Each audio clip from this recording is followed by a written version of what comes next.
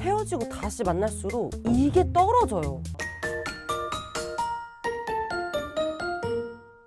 안녕하세요. 연애 자격 플랜 상담사 가람쌤이에요. 상대한테 다시 만나자고 했을 때 처음에는 분명히 재회가 쉬울 때가 있거든요. 단지 보고 싶어서, 외로워서, 감정적으로 쉽게 재회를 하세요. 그런데 바로 이게 사람들이 재회를 반대하는 이유거든요. 아무것도 변하지 않은 상태로 재회? 그냥 지금 이 순간 버티려고 몇 개월, 몇 년을 도박하는 거예요. 그래서 오늘은 반복된 재회가 얼마나 위험한지, 그럼 어떻게 해결해야 되는지 모두 알려드릴게요. 반복된 재회가 위험한 이유는 갈등 해결 능력이 부족하기 때문인데요. 주변에 이런 친구 본 적 있을 거예요. 애인이랑 헤어졌다길래 몇 시간을 고민 상담 해줬더니 나중에 보니까 아무렇지 않게 재회해서 잘 사는 친구, 심지어 그걸 반복하는 사람.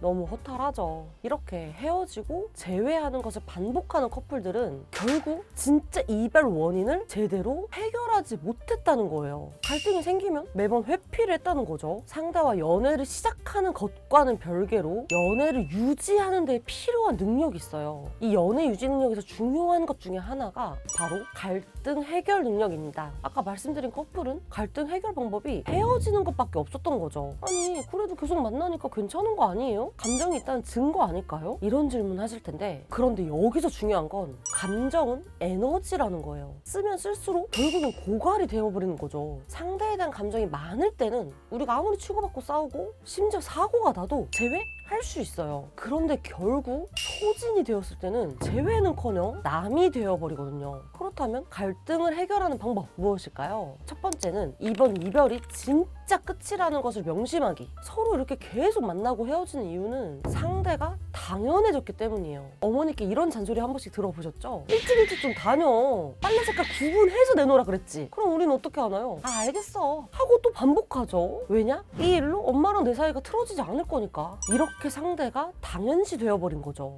헤어지고 재회하는 패턴이 반복되잖아요. 이러다가 또 다시 만나면 되지, 이런 생각이 드는 거죠. 그런데 이 생각이 상대와의 관계를 완전히 망치게 되는 거예요. 상대의 감정이 언제든 끝날 수 있다는 것을 감안하셔야 합니다. 상대방한테 내가 대체 불가능한 존재가 되어야 나를 잃고 싶지 않아지는 거죠. 즉 우리의 관계가 분명히 끝이 있을 수 있고 그게 두려워야만 관계를 유지할 수 있어요. 적당한 불안감은 관계 유지에 도움이 될 수도 있다는 거예요. 상대방과 나와의 관계가 무엇 때문에 유지되고 있는지 이것에 대한 고민이 없다면 딱 말씀드릴게요. 오래 못 갑니다. 갈등을 해결하는 방법 두 번째, 예측하기 쉬운 사람이 되기. 만약 여러분이 처음 가는 장소에 약속이 있다면 이 두 가지 중에서 어떤 걸 이용하시겠어요? 1번 정해진 시간대로 움직이는 지하철, 2번 언제 올지 모르는 광역버스. 아마 지하철을 타겠죠? 왜냐하면 배차 간격이 긴 광역버스는 내가 타야 되는 시간이 올지도 모르고 또 차가 밀릴 수도 있잖아요. 그런데 지하철은 출발과 도착 시간이 정해져 있으니까 예측이 가능하고요. 이렇게 예측이 가능할 때 우리는 안정감을 느끼게 돼요. 그런데 매일 헤어지고 붙는 관계는 누가 안정적이라고 말할 수 있을까요? 안정적인 관계란 우리는 헤어져도 다시 붙을 사이야, 이딴 게 아니라 이 사람은 A를 했기 때문에 B를 할 거야, 이렇게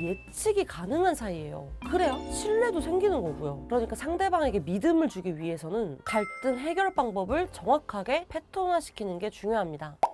오늘 이렇게 반복된 재회가 위험한 이유와 해결 방법까지 콕 짚어드렸는데요. 도움이 되셨다면 구독, 좋아요, 댓글, 알람 설정까지 부탁드리고요. 그럼 여러분들의 건강한 연애와 결혼 생활을 진심으로 응원합니다. 안녕!